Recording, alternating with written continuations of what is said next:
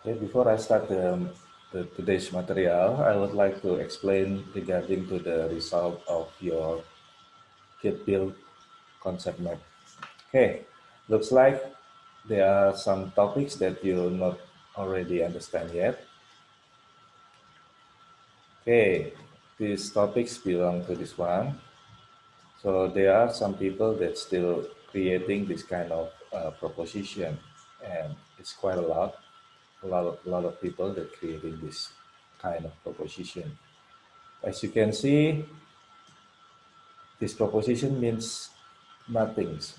Okay, object using access level attribute or data, and also attribute using access level object. It's not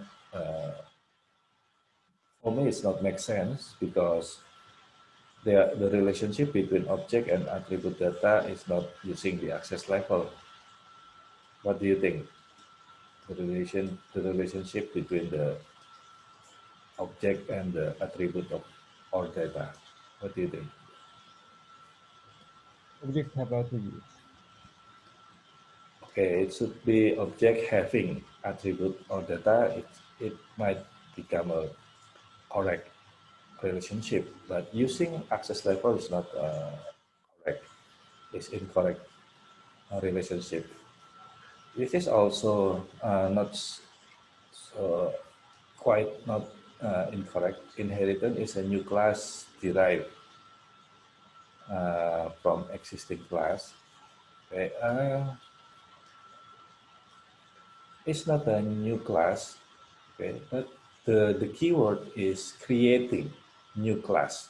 If you don't have a creating uh, keyword, then this relationship is become useless or become meaningless. Okay, and also this one, it's become meaningless even though that the statement is correct, but the sorry, the meaning of the statement is incorrect, right? Because class is not a mechanism to create blueprint. Class is a blueprint itself, not a mechanism to create. Okay, so this this link supposed to be belong into this proposition inheritance, a mechanism to create new class derived from a existing class. And also, I got the information that there are some proposition that failed to create by most of the student. Okay? As you can see that this proposition failed. Function method supposed to be using access level public in general, and also attribute or data in general have to use the access level of private. Okay? Class is a blueprint, and class access level, one of the class access level supposed to be protected because I'm trying to define three kind of general access level of a class. So the three general access level of the class supposed to be protected, private, and public, like the one of the Polynet, this one. So the access level of a class supposed to be protected, private, and public, where public supposed to be used by a function and a private access level supposed to be used by an attribute or data. Object instance of class, where object can be concrete, object also can be a concept and also can become an abstract.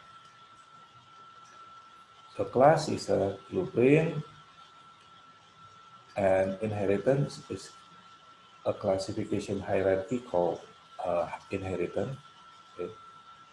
And inheritance itself, a definition is a mechanism to create new class derived from existing class.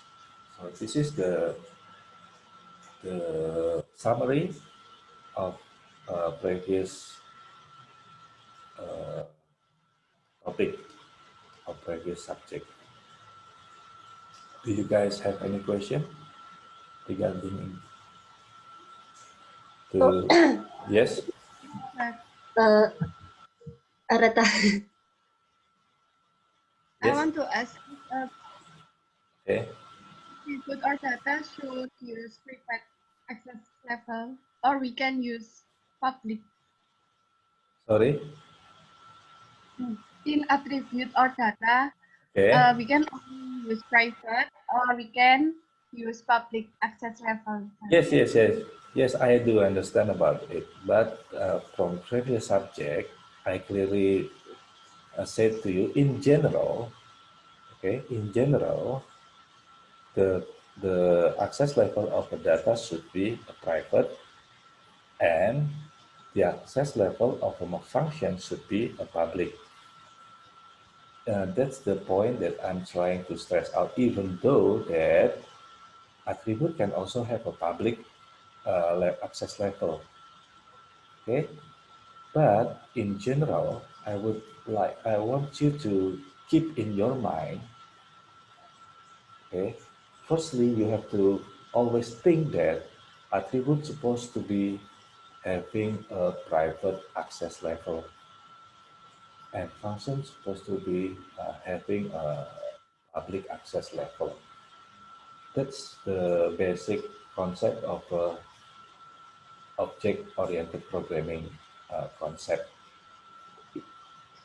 But even though that after that you can change the attribute data into another access level, it's okay. But in general, yes, you have to have a clear definition, not a clear definition. Most of attribute in a class supposed to be having a private access level.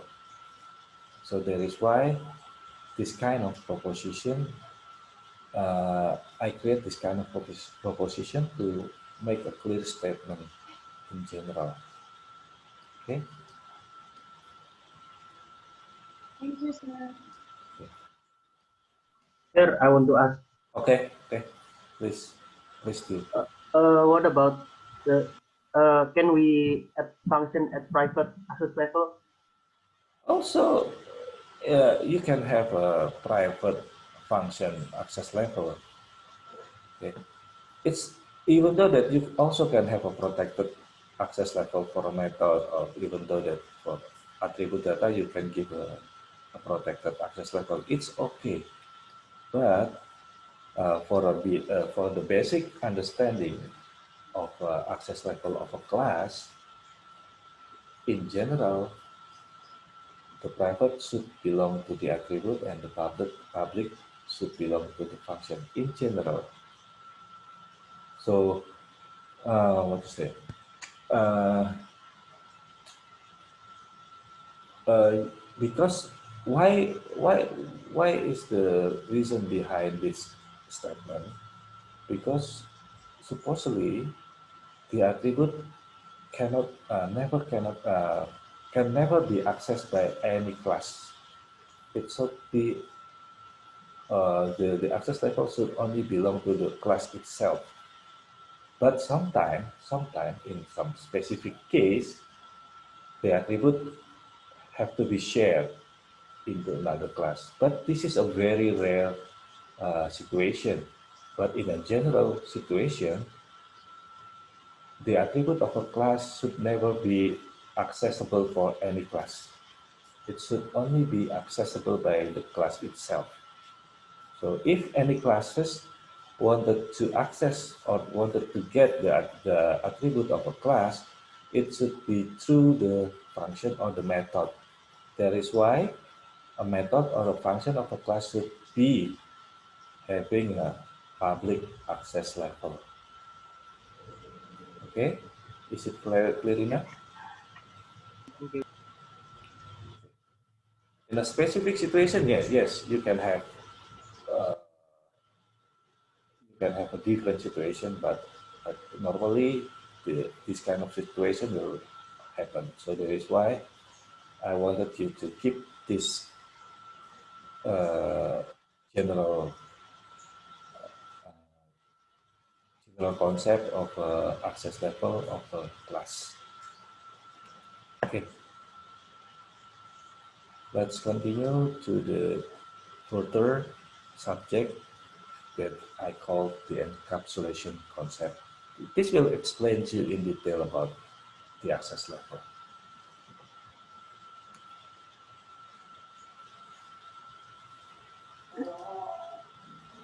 Okay. And encapsulation in definition stand for encapsulation. Encapsulation means packing several form of unit or several items together into one closed unit in order to hide the internal structure of an object from the environment of or another class. In a strict definition, encapsulation means information hiding. Okay, because like I already said previously, we need to uh, protect the member of a class by the of the outside world. So that is why one of the most important uh, one of the most important parts of a class is the attribute. So you have to always keep in your mind the attribute should always be protected. You have to protect the attribute by giving it a private level access. And the encapsulation stands for several access level.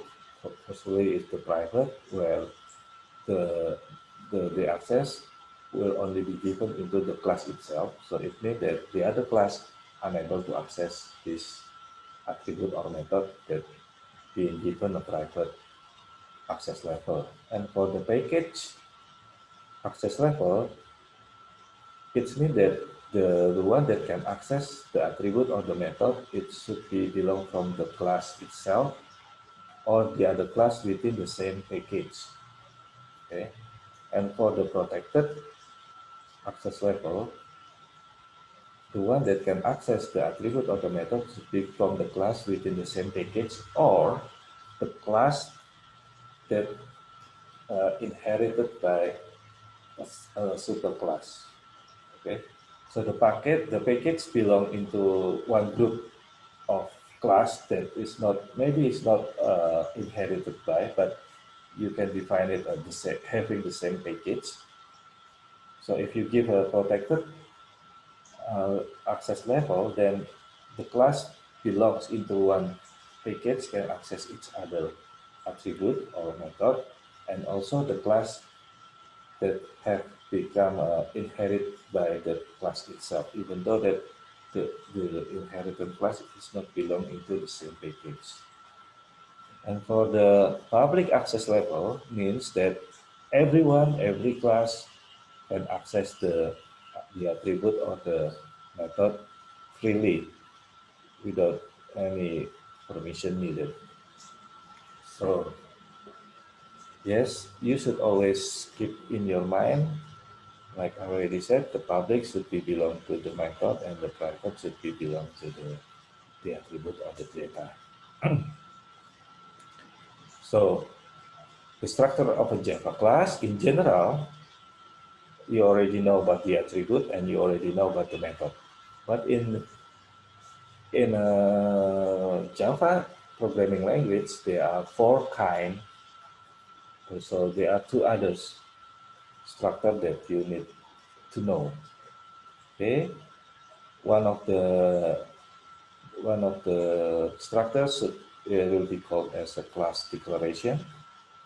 Okay, and the other part will be class body of the attribute itself, and the other part should be the constructor, and the last one is the method. So you already know about the method and the class body, And the newest thing would be the class declaration and the constructor. So based on this following figure, I would like to explain it. So this is the class declaration main. Okay. You create a class declaration by using this command, public class or private class or protected class or something else, and the name of the class itself. So it's called the class declaration part. And for the class body, it consists of a group of attribute or variable that will be used in this class. And the constructor is a method to create the object from the class. So the one of the initiation, one of the identity, one of the specific, uh, one of the let's say one of the specific mark of a constructor method is the name of the method is the same name as the class declaration. This is the basic rule of a constructor. Okay, a constructor of a class should have the same name with the class itself. If you see a method name the same name as the class, then you can call this method as a constructor. Okay? Because the constructor will be used to create the object from the class. Okay, and a constructor, and the other things about constructor is it cannot return a value, and it also cannot use the void command. So you have to clearly create this one, uh, public karyawan or public.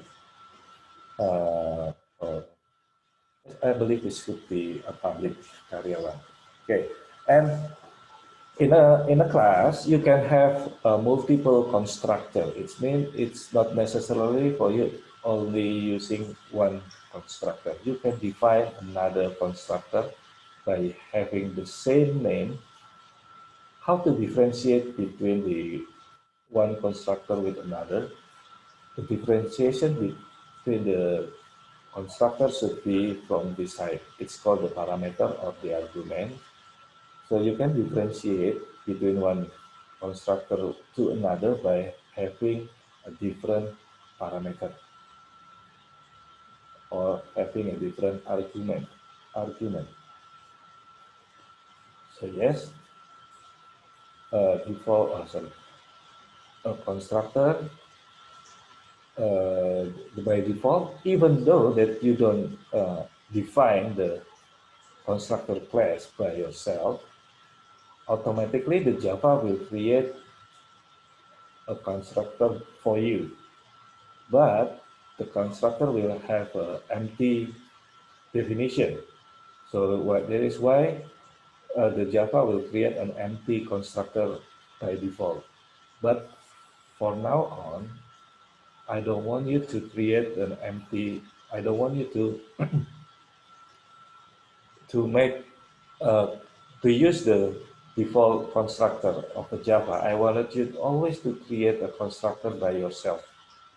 So even though that you you you don't do anything inside the constructor, but I wanted you to always create the constructor by yourself. So it will make your programming habits to become more organized, okay, and to be to have a well structured programming style, okay, because programming, one most important of in programming is how you can be well organized uh, code structure, how you can have a well organized code structure. Okay. One of the important things is programming is you have to have well-organized code structure.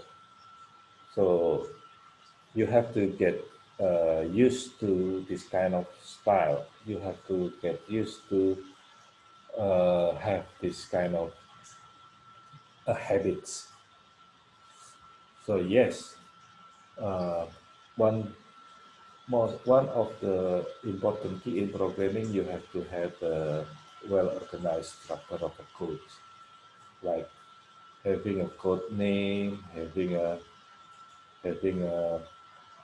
constructor definition, having also a method name, meaningful method name, and also meaningful variable name. It's also very important for you to become a successful programmer. And the other parts would be the method structure. So you already know about this class body and the method structure, and the new thing is regarding to the constructor of a class and the class declaration itself. Okay, a constructor is a special member function of a class that is executed whenever we create new object of a class. Okay.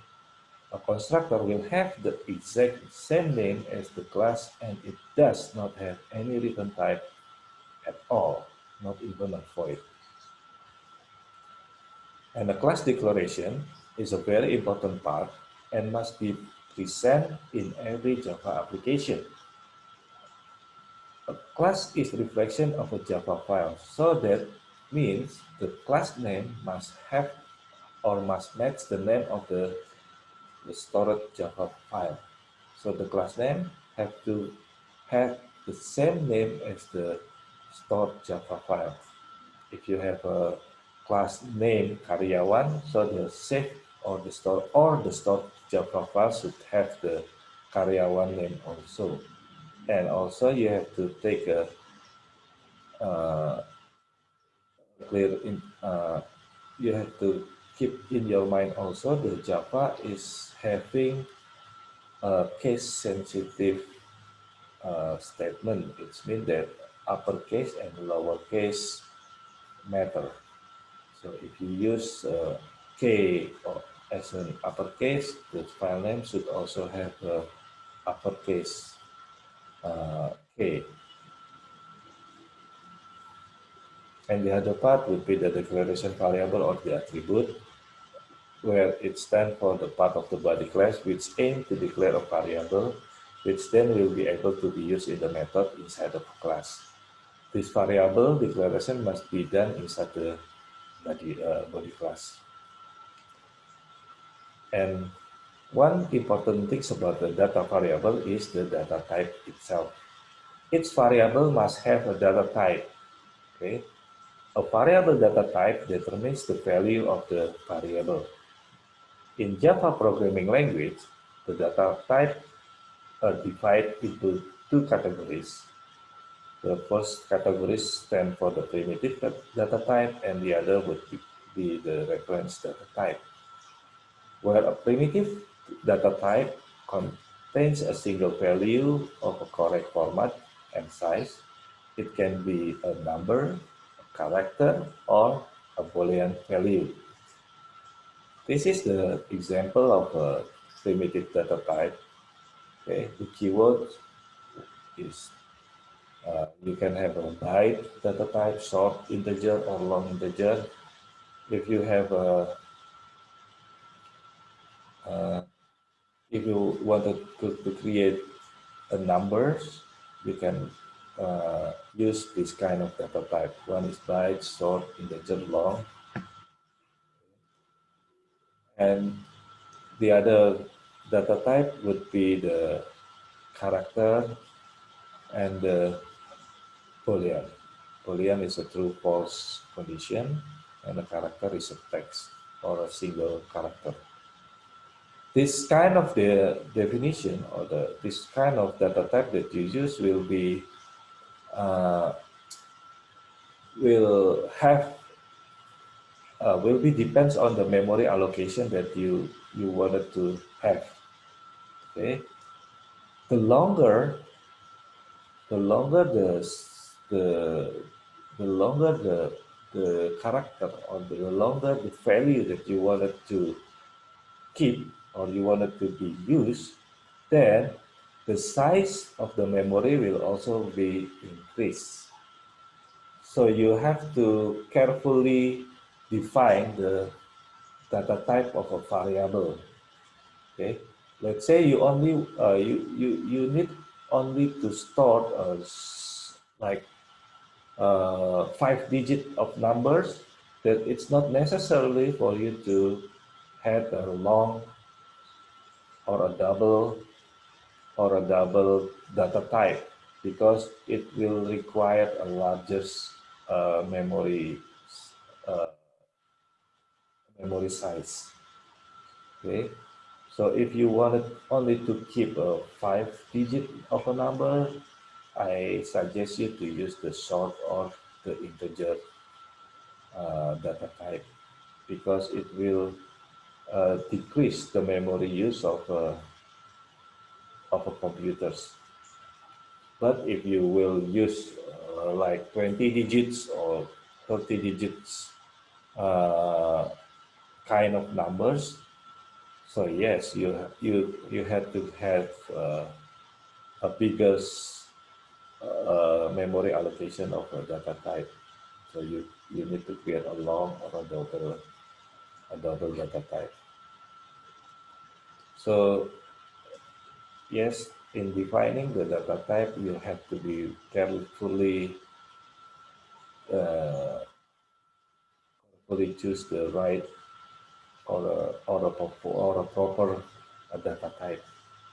Okay, this is another one important things for you to have a successful in programming.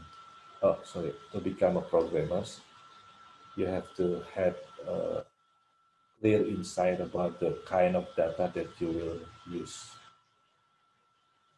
The other part would be the reference data type, where this kind of data type will be uh, like an arrays, class, and interface kind of data type. The reference data type usually is not using a new memory allocation, because a reference data type usually pointing into another memory allocation. So yes, the reference data type will not have a new memory allocation, but this data or this variable will be pointing into an existing memory allocation. That is why it called the reference data type, because it will not store a new memory allocation. The reference will be referencing into another memory allocation that exists in the application or program. One of the reference data type, as you can see that you have a human class, then let's say you create another class, then you will define an object from a human class. So this kind of programming or this kind of data called a reference, because this variable will not allocate its own memory. Okay, sorry, looks like my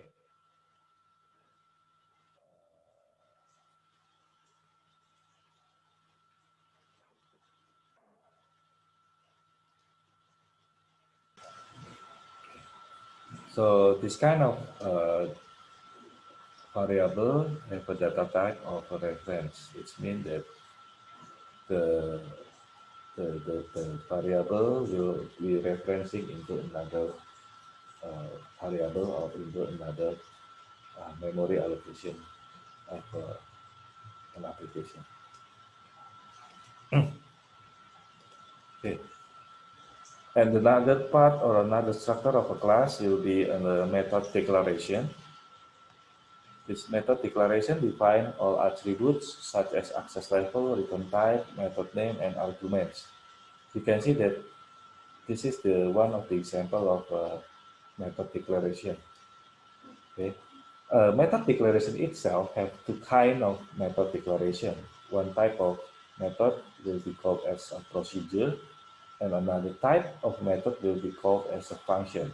These kind of methods are different. Okay. The differences would be belongs to this kind of result. So a procedure method will never return a value. Okay. A procedure kind of method will never return a value. It's indicated by adding the word void in the method. This is a kind of method that you already use in your practice. Okay, so if you see a method type that having a void words, that it means this kind of method is a procedural method. Okay, it will never return a value into another method or attribute. And the other type of a method will be called as a function. So it's an opposite type of a method, because this kind of method will always return a value, and it's indicated by providing the data type of a return value that you will need. Like in this case, the return value of this uh, method will be string. The data type of this return value will be string, and the another indication of a function method is the inside the function you will find a return comment. So these two these are two kinds or two type of a method that you will use in a, class object oriented programming. So you have a procedure type and you also have the function type. The differentiation would be like having this void and not having this void. But one thing that you have to keep in your mind, if you not need to have a return value, then you always have to use the procedure kind of method. And if you need a return value, then you can have a function type of method. And the access level, you can also use the access level of a method, and by default they are public. Also, you will have a protected, and also you will have a private. But if you don't define the access level of the procedure or a method, by default, the Java will give you the access level of public. So if you create a method without giving the access level, then by default, the Java will give the public access level for you. But like I said, even though that the Java will give you the default access level, I don't want you to never define a access level of a class. Always give a access level by yourself. Never have a default kind of action that being given for you by the application.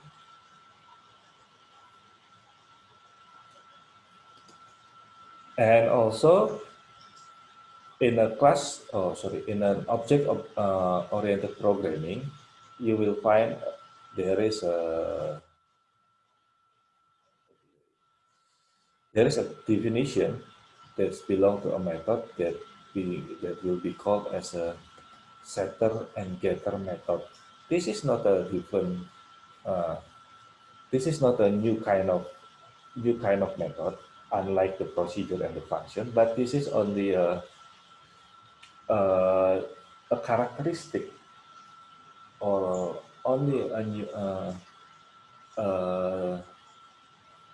a new point of view of a new kind of method, a new point of view of a method, and it will be called as a setter and getter method. In general, a class must have a setter and getter method, okay, in general. And the purpose of this method is to maintain consistency of behavior in a class. Okay. The setter method is used to assign a values to a class attributes, and the getter method is used to retrieve the values of a class attribute. So the setter will be used to give a value or to modify a value of a class attributes, and the getter value or the getter method used to retrieve the value of a class attribute. This is the example of the setter-getter method. So one of the indication of the setter-getter method is the name of the method itself. For the getter method, usually will be start by using the get name, and for the setter method, will be start with the set name. Okay, so this is a this is a general way in defining a setter-getter name of a method. So, like I said in previous slide, the getter method will be used to get the value of a class attribute, and the setter method will be used to modify or to add a value into a class attribute. Okay. So usually the getter method will be a function kind of method, and for the setter method will be a procedure kind of method, because the getter will be returning a value, and usually it's require returning kind of method, so it will be used a function kind of method, and for the setter will be used a procedure kind of method. It will be giving the the setter will modify or will adding a new value of a class attribute. And also the other important part would be the UML class diagram, access annotation modifier, because a picture can describe 1,000 words, same as the intention of a class diagram in UML, where within this picture you can define a uh, lots of information. Okay, you already know the access level notation, so you also required to give a clear notation before you creating the application itself. Like I said, before you create a program, you need to design the application first. Okay, so how can the programmer can able to read the design very well? So you have to create a good design also, like in a class diagram. Okay, sorry. Like in a class diagram,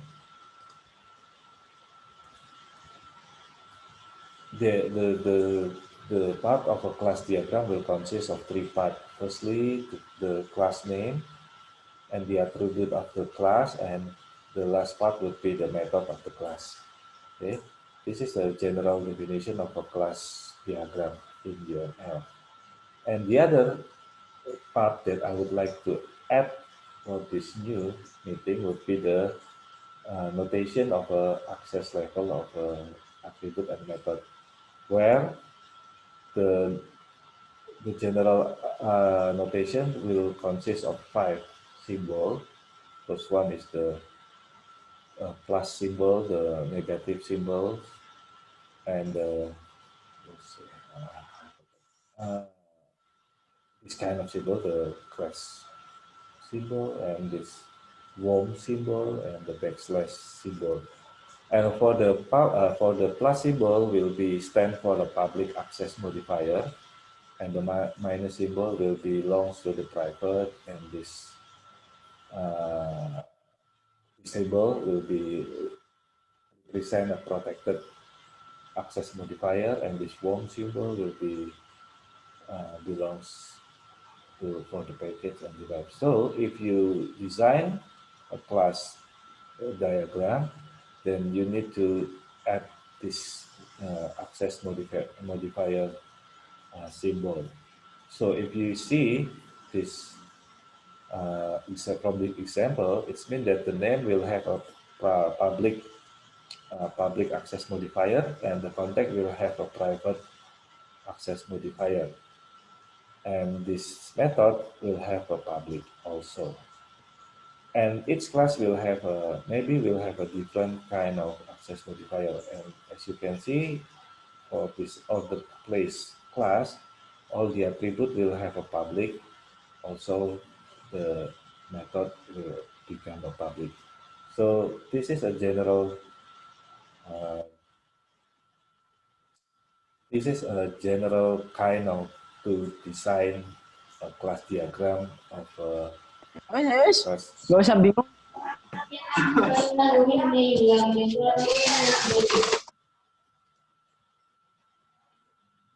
Okay.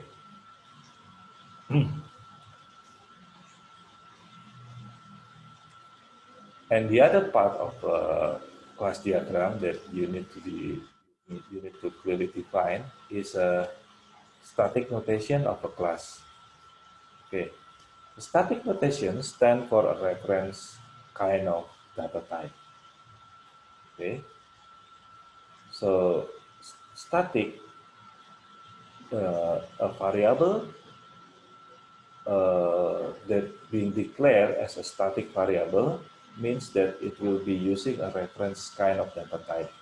It means that the variable will be pointing into another variable memory allocation. So within this kind of uh, position, so we will have a static notation kind of definition. So that is why beside the access modifier notation, you also need to define the static notation definition. And a static notation will be use an uh, underscore uh, underscore rule. So you will need to give underscore for each uh, static notation, or a static method, or a static uh, variable. You will need to give underscore notation.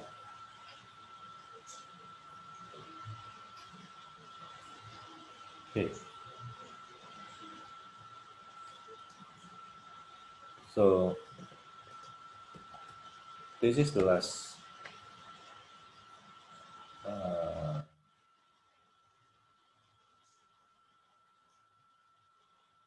the last slide.